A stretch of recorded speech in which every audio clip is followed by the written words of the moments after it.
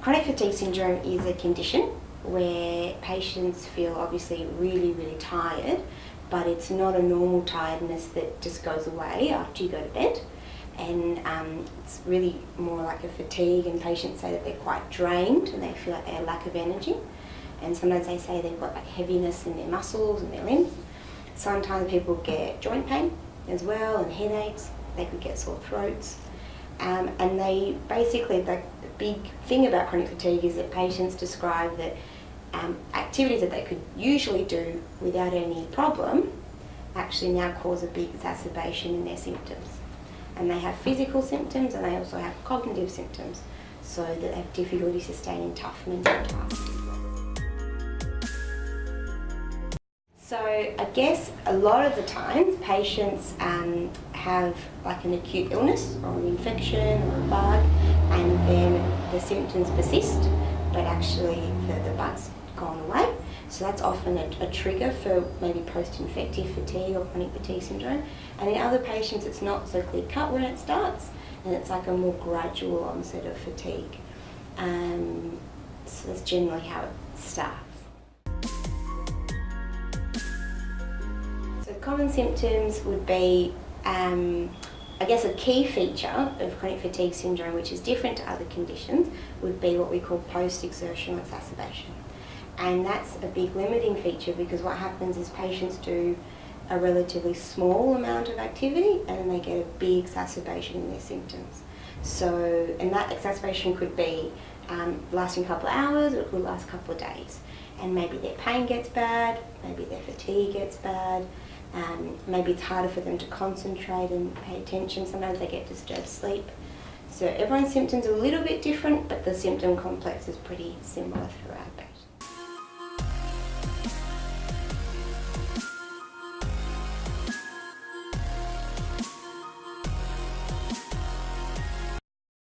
Asked a lot.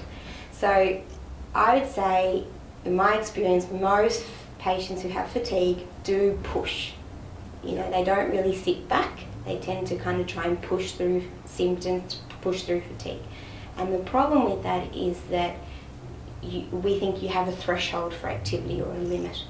And actually every time that you push through, as you have, every time that you push through, it makes your symptoms worse, and then you have to wait for them to get back to baseline, and then we're over again. So the whole idea is to actually not push through your symptoms and to work with what we call pacing.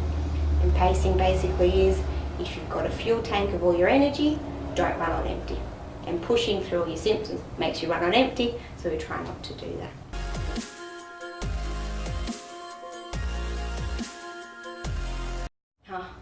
So I guess maybe some patients might get told that a little bit as well.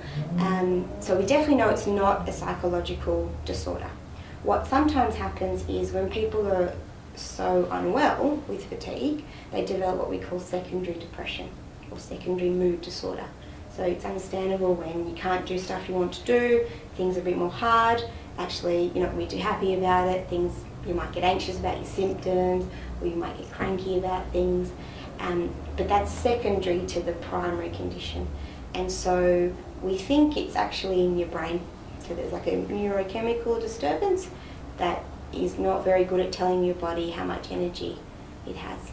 But we definitely know it's not a primary psychological condition.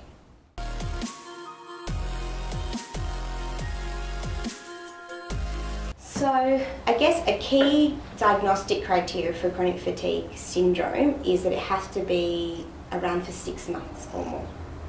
And also I guess really key for all that is you have to medically exclude any other possibilities for it. So the tricky thing is fatigue or tiredness is a really common symptom of a whole bunch of different medical conditions.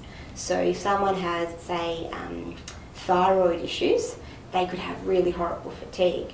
But if it's properly managed with medication, then hopefully that fatigue might resolve.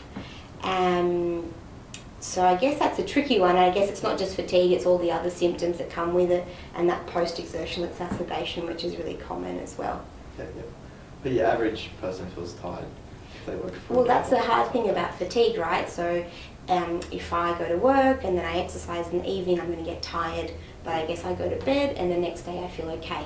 Whereas if you've got chronic fatigue syndrome, well, one, you might not be able to get through a day like that, but it doesn't get resolved with sleep. And actually, if you push over your threshold, your symptoms might exacerbate for quite a few days after as well. Thank you.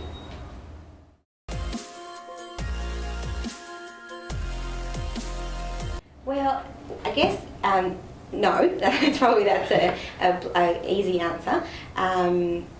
It's quite different, sleepiness and fatigue.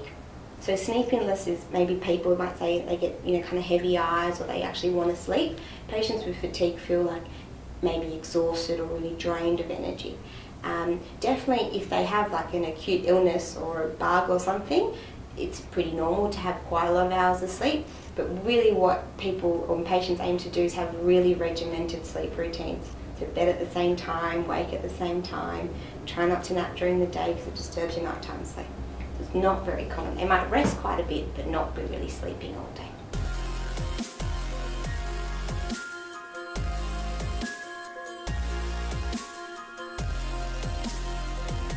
So I guess, although we don't really totally understand what happens in chronic fatigue syndrome, there is a lot of evidence and a lot of clinical trials done in cognitive behavioural therapy, or CBT, and graded exercise therapy.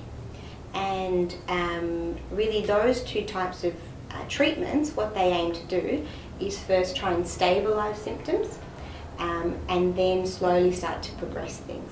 So for example, in graded exercise therapy, the idea is that if your brain is having an overreaction to a normal stimulus, so if you go for a walk and then you feel horrible after, very gradually and slowly with graded exercise therapy, you can slowly start to build those thresholds so that you're basically teaching your brain that a little bit more is okay, but in a very gradual way, tailored to the patient.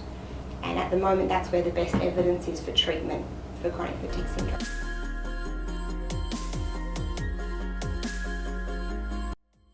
I guess don't be afraid to rest and don't be afraid to do stuff.